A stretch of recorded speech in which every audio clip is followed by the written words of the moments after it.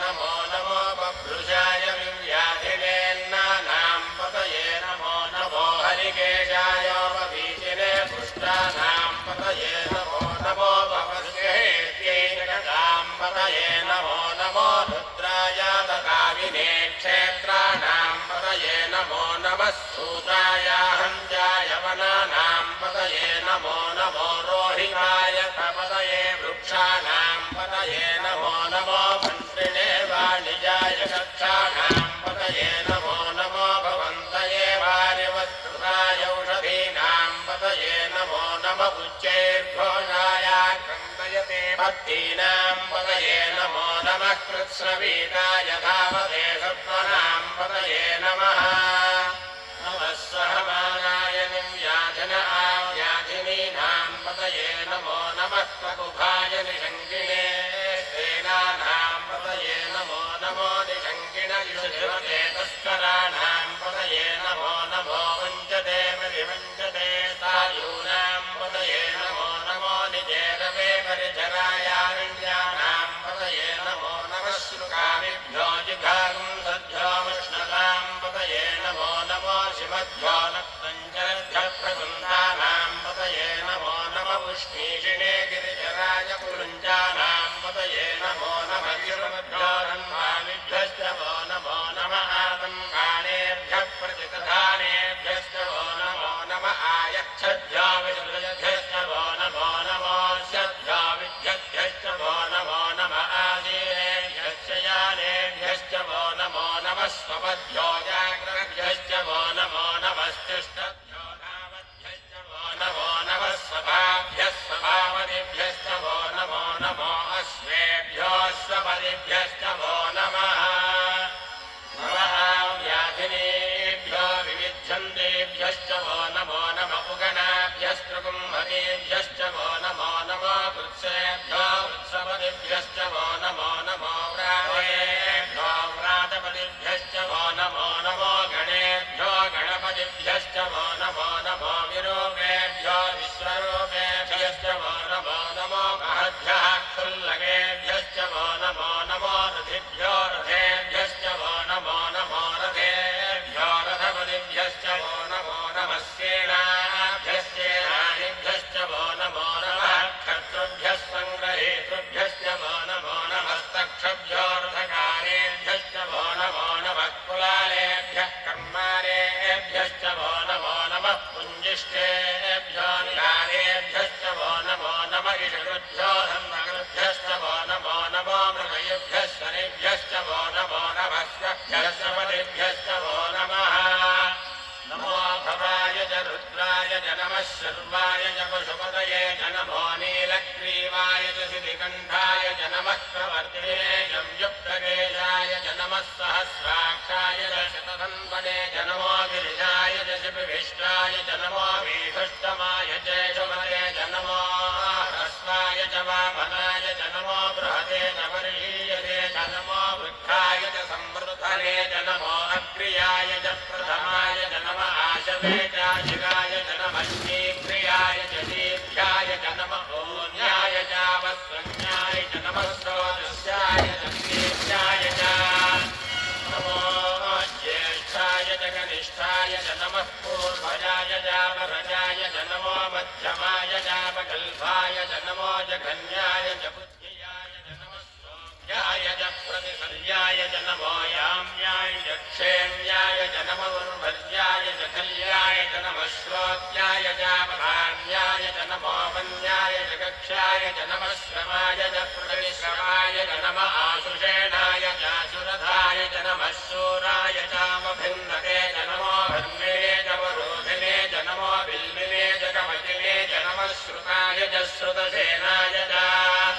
नमो दुन्दुभ्याय च हनन्याय च नमो धृष्णवे च प्रमृषाय च नमो धूताय च प्रहिताय च नमो निषङ्गिणे च शुधिमते च नमः तीक्ष्णे शवेराग्निरे च नमः स्वायुधाय च सुधन्वने च नमः श्रुत्याय च पक्षाय च नमः काट्याय च नीत्याय च नमः सूर्याय च सरस्याय च नमो नाद्याय च वैशन्ताय च नमः पूज्याय च वट्याय च नमो वर्ष्याय च वर्ष्याय च नमो मेघ्याय च विद्युत्याय च नम ईद्रियाय च तप्याय च नमो वात्याय च रेश्म्याय च नमो वास्तव्याय च वास्तवाय च नमः सोमाय च रुद्राय च नमः साम्राय च अरुणाय च नमः शृङ्गाय च पशुपतये च नमः उग्राय च भीमाय च नमो अग्रे वधाय च दूरे वधाय च नमो अन्ध्रे च हनीयसे च नमो वृक्षेभ्यो हरिकेशेभ्यो नमस्काराय नमः शम्भवे च मयो भवे च नमः शङ्कराय च मयस्कराय च नमः शिवाय च शिवतराय च नमस्तीर्थ्याय च कूर्याय च नमः भार्याय च भार्याय च नमः प्रतरणाय चोत्तरणाय च नमः आचार्याय च लाज्याय च नमः शिष्याय च भेन्याय च नमः शिखक्ष्याय च प्रभाष्याय च नमहिरण्याय च प्रबध्याय च नमः कृगंशिलाय च क्षयणाय च नमः कपर्दिने च पुलस्तये च नमो गोष्ठ्याय च गुह्याय च नमः स्थल्प्याय च गेह्याय च नमः काट्याय च गह्वरेष्ठाय च नमो आतुलय्याय च निवेष्ट्याय च नमः पागुंसव्याय च रजस्याय च नमः शुष्क्याय च हरित्याय च नमो लोभ्याय च लभ्याय च नमः ऊर्याय च धूर्याय च नमः वन्याय च वन्नसज्जाय च नमो मकरमाणाय च विघ्नते च नमः आख्यतते च प्रक्षितते च नमो वक्तिरेभ्यो देवानागं हृदयेभ्यो नमो विक्षीणकेभ्यो नमो विजन्धत्केभ्यो नमः आनिर्हतेभ्यो नमः आमैवर्गेभ्यः द्रापे अन्धसस्पदे दरिद्रन्नीललोहिता येषां मरुषाणामेषां पशूनां माहेर्मानोमो येषां किञ्चनाममद याते रुद्रशिवातनोः शिवा विश्वाह भेषजी शिवा रुद्रस्य भेषजी तया नामृजीवसे इमागं रुद्राय तपसे कपत्तिने क्षयद्वीराय प्रभामहे मध्यम् यथा नश्यमसद्विपदे चतुष्पदे विश्वं पुष्टं ग्रामे अस्मिन्ननादुरम् मृणाना रुद्रोतनामयस्कृधि क्षयद्वीराय नमसा विधेमते यच्छञ्जयाश्च मनुरायये विना तदस्यामतवरुद्रप्रणीतौ मानो महान्तमुदमानो अर्भकं मानमुक्षन्तमुदमानमुक्षितम् मानो दयेः पितरं मोदमातरं प्रियामानस्तनुवो रुद्ररीरिषः मानसो वेदनये मान आयुषि मानो गोषु मानो अश्वेषु रीरिषः वीरान्मानो रुद्रभागिनो मधेर्हविष्मन्तो नमसा विधेमते आरात्ते गोघ्न उत पूरुषघ्ने क्षयद्वीराय सुम्नभस्मेते अस्तु रक्षाजनो अधिजदेव प्रोह्यथा जनः शर्म यच्छद्विवरः स्तुहि श्रुरङ्गत्तसंयुवानं मृगन्न भीममुपहर्तृमग्रम् मृडाजरिद्रे रुद्रस्तवानो अन्यन्ते अस्मन्निवबन्धुसेनाः परिणो रुद्रस्य हेतुर्वृणक्वपरिद्वेषस्य दुर्मतिरघायोः अवस्थितामघवध्यस्तनुष्वमेध्वस्तोकायतनयाय मृडय नीढुष्टमशिवतमशिवो नः सुमना भव परमे वृक्ष आयुधं निधाय कृत्तिं वसान आचरपिनाकं बिभ्रतागैः विकिरितविलोहित नमस्ते अस्तु भगवः यास्ते सहस्रगुं हेतयोऽन्यमस्मन्निवपन्तु ताः सहस्राणि सहस्रधा बाहुवोस्तव हेतयः तासामीशानो भगवः पराचीनामुखाकृति सहस्राणि सहस्रजो ये रुद्राधिभूम्याम् तेषां सहस्रयो जने वधन्वानि तन्मसि अस्मिन्महत्यन्नवेऽन्तरिक्षे भवा अधि नीलग्रीवास्य दिगन्धाः सर्वा अधः क्षमाचराः नीलग्रीवास्य दिगन्धादिवसं रुद्रामुपश्रिताः ये वृक्षेषु सस्पिञ्जरा नीलग्रीवा विलोहिताः ये भूतानामधि अधिपतया विशिखासः कभर्तिनः ये अन्नेषु विविध्यन्ति पात्रेषु पिबतो जनान् ये पदाम् पथिरक्षय ऐलभृतायव्युधः ये तीर्थानि प्रचलन्ति श्रावन्तो निषङ्गिणः य एतावन्तश्च भूयागुंसश्च दिशो रुद्राविदस्थिरे तेषागुंसहस्रयोजने अवधन्वानि तन्मसि नमो रुद्रेभ्यो ये पृथिव्यां येऽन्तरिक्षे ये दिवि येषामह्नं वारो वर्षमिषभस्केभ्यो दश प्राचेर्दश दक्षिणा दश प्रदेचेर्दशोदेचेर्दशोर्ध्वास्केभ्यो नमस्केनो मृडयन् ददेयं विश्वायश्च नोत्मेषितं भोजं भेदधामि त्र्यम्बकं यजामहे सुगन्धिं पुष्टिवर्धनम् उर्वारुकमिव बन्धनान् मृत्योर्मुक्षीयमामृतात् यो रुद्रो अग्नौ यो अप्सु य ओषधीषु यो रुद्रो विश्वा भुवना विवेश तस्मै रुद्राय नमो अस्तु ये ते सहस्रमयुतं पाशामृत्यो मर्त्याय हन्तवे तान् यज्ञस्य मायया सर्वानवयजामहे मृत्यवे स्वाहा मृत्यवे स्वाहा प्राणानां ग्रन्थिरसि रुद्रो मा विशान्तकः तेनान्नेनाप्यायस्व नमो रुद्राय विष्णवे मृत्युर्मे पाहि ॐ शान्ति शान्ति शान्तिः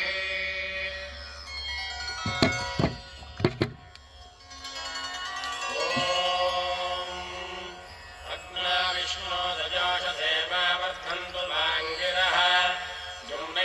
जुम्नैर्वाजेभिरागतम् वाजश्च मे प्रसवश्च मे प्रयतिश्च मे प्रसिद्धिश्च मे धीतिश्च मे क्रतुश्च मे स्वरश्च मे श्लोकश्च मे श्रावश्च मे श्रुतिश्च मे ज्योतिश्च मे शुभश्च मे बाणश्च मे बाणश्च मे व्यानश्च मे धुश्च मे चित्तञ्च महाधीतञ्च मे वाक्च मे मनश्च मे चक्षुश्च मे श्रोत्रञ्च मे दक्षश्च मे बलञ्च महोजश्च मे सहश्च महायुश्च मे जरा च आत्मा च मे तनोश्च मे ब्रह्म च मे वन्म च मे ज्ञानि च मे स्वानि च मे पुरोगंसि च मे शरीराणि च मे ज्येष्ठञ्च महाधिपत्यञ्च मे मन्यश्च मे भावश्च मे वश्च मे म्भश्च मे देवा च मे महिमा च मे वरिमा च मे प्रतिमा च मे वर्ष्मा च मे द्राभिया च मे बुद्धञ्च मे बुद्धिश्च मे शक्तिञ्च मे श्रद्धा च मे जगच्च मे धनञ्च मे वशश्च मे कृषिश्च मे क्रीडा च मे बोधश्च मे जातञ्च मे जनिष्यमाणञ्च मे सूक्तञ्च मे सुहृदञ्च मे वित्तञ्च मे वेद्यञ्च मे बोधञ्च मे भविष्यच्च मे सुखञ्च मे सुमधञ्च मर्थञ्च मर्धिश्च मे क्लुप्तञ्च मे क्लुप्तिश्च मे मतिश्च मे सुमतिश्च मे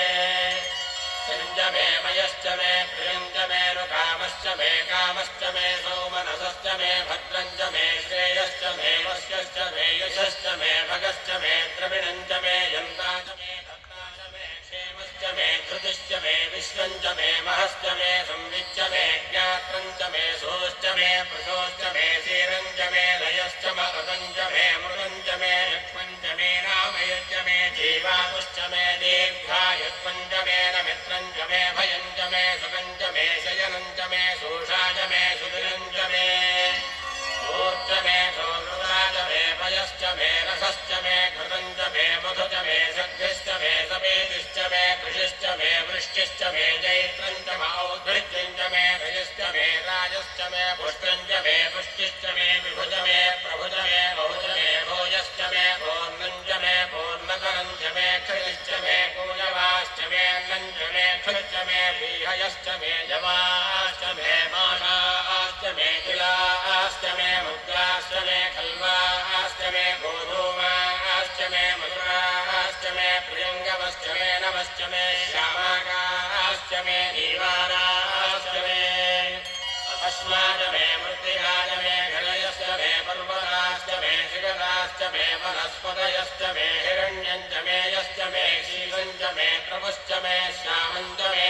लोहञ्च मे अग्निश्च म आपश्च मे विरुधश्च म ओषधयश्च मे कृष्णभज्यं च मे कृष्णभज्यं च मे ग्राम्याश्च मे पशव आरण्याश्च यज्ञेन कल्पन्तां वित्तं च मे वित्तिश्च मे भूतं च मे भोजिश्च मे वसु च मे वसतिश्च मे कर्म च मे शक्तिश्च मे अर्थश्च म एमश्च म इतिश्च मे गतिश्च मे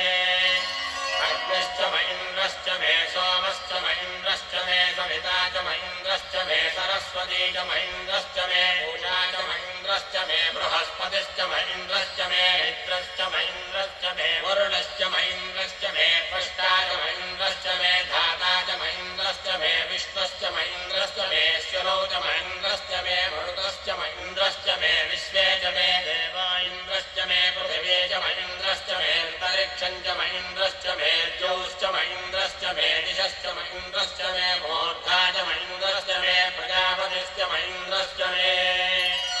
पुंसश्च मे रश्मिश्च मे दाभ्यश्च मे धिपतिश्च म उपावंशश्च मेऽन्तर्यामश्च म इन्द्रवायवश्च मे मैत्रावरुणश्च म आश्विनश्च मे प्रस्थानश्च मे शुक्रश्च मे मन्धी च म आग्रयणश्च मे वैश्वदेवश्च मे धमश्च मे वैश्वानरश्च म रुद्राश्च मे दिग्राह्याश्च मे इन्द्राग्नश्च मे वैश्वदेवश्च मे मरुत्वदीयाश्च मे माहेन्द्रश्च म आदित्यश्च मे सावित्रश्च मे सारस्वतश्च मे भूष्णश्च मे पाप्रीभदश्च मे हारीयोजनश्च मे सिद्धश्च मे बर्हिश्च मे वेदिश्च मे धिष्णियाश्च मे सुजश्च मे चमगाश्च मे ग्रावाणश्च मे स्वरवश्च मौपरवाश्च मे धिषमणे च मे रोणकलशश्च मे वायुव्यानि च मे भूतभुश्च म आधमनीयश्च म आग्नेयेद्धं च मे हविर्धानं च मे गृहाश्च मे सदश्च मे पुरोराजाश्च मे पशुवाश्च मे वमृधश्च मे स्वगाकारश्च मे अग्निश्च मे धर्मश्च मे अर्कश्च मे सूर्यश्च मे प्राणश्च मे स्वमेधश्च मे पृथिवी च मे दिदिश्च मे दिदिश्च मे ज्योश्च मे ऋक्वरीरङ्गुलयो विशश्च मे यज्ञेन कल्पन्तामृश्च मे सामश्च मे स्वामश्च मे यजुश्च मे दीक्षा च मे तपश्च म अपश्च मे व्रतश्च मे होरात्रयोर्वृष्ट्याबृहद्रथन्तरे च मे यज्ञेन कल्पेताम्